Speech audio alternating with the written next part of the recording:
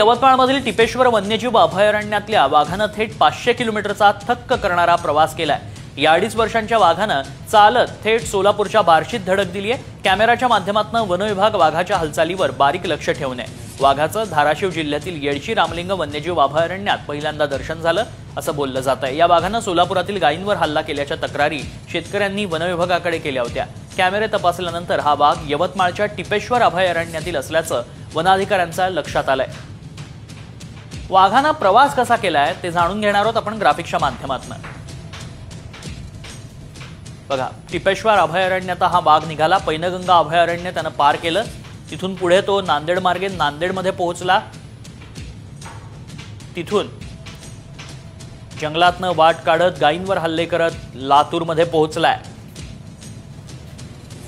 लातूरमधनं येडशी रामलिंग अभयारण्यात वाघानं एंट्री केली आहे। तिथून तो बार्शीत आलाय। त्यामुळे 500 किलोमीटरचा थक्क करणारा प्रवास या वाघानं केल्याचं पाहायला मिळतं।